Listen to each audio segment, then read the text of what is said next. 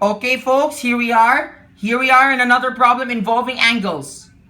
So here we're asked to solve for the measure of angle AFB, which is this guy. Angle EFA, which is this guy. Dito siya. And angle BFC, which is the cut. So this is point A, point B, point C, point D, point E, and point F. Now let's start solving. First, let's try to solve for angle AFB. However, here are the clues. We have angle FCD that measures 31 degrees. Tama? Then, do you see the 141 degrees? What does it pertain to? Yung 141 degrees po, that pertains to the measure of angle CFE. See the arc as you look closely? The arc starts here from angle C. From C, right? Point C. And it continues until point E. Right? So it passes through point D. So now let's solve. How can we solve for the angles? First of all, we know that angle CFD is 31 and the entire thing of angle CFE is 141 degrees. So the first thing we need to do is to subtract. Subtract 31, which is the measure of angle CFD, from 141 degrees, which is from angle CFE. So therefore, the summation of angle CFD and angle DFE, which are both adjacent angles, will still be equivalent to 141 degrees, which is the grand total measure of angle CFE. Tama? So as you do the math, you should get 110 degrees lamang. So therefore, this angle should measure 110 degrees. Tama? So angle DFE should measure 110 degrees. However, for the sake of angle AFB or BFA, which you see here, did you know that they're vertical angles, right? So vertical angles, if angle EFD measures 110 degrees, therefore angle AFB should also measure 110 degrees. And our answer has been verified. Angle AFB is 110 degrees.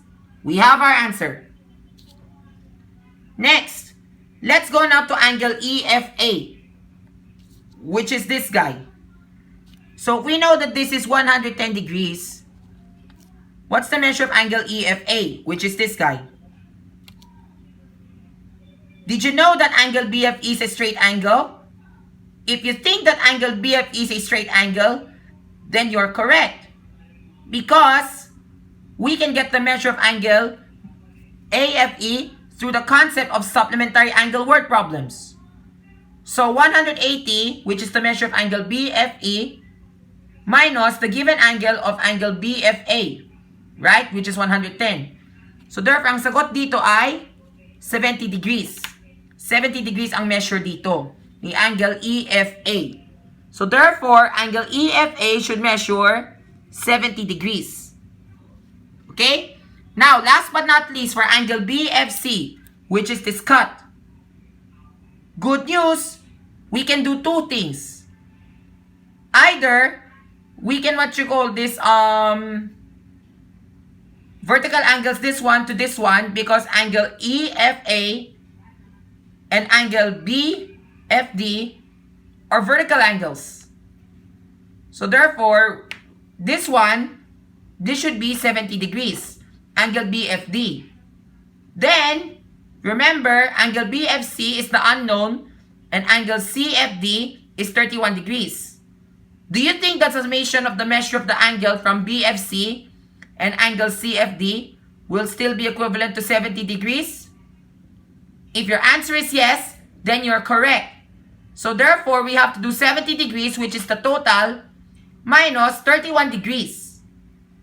And therefore, ano yung sagot? Ano yung sagot lamang? Ang sagot dyan ay 39 degrees. Because 70, which you see here, 70 minus 31, 0 minus 1, 9. This becomes 6, right? 6 minus 3, 39 degrees. So 39. Okay?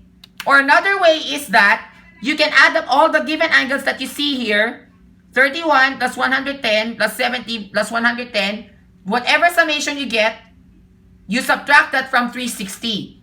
Remember, 360 pertains to the grand total, right? So 110 plus 110, that's times 2, right? 220. 290 and 290 plus 31 degrees, that becomes 1, 9 plus 3, 321. Subtract that from 360. 9, this becomes 5, right? Tama, you still get 39 degrees. Either way. So there we have it. Those are the answers for this problem. Leave a like if you do like this video.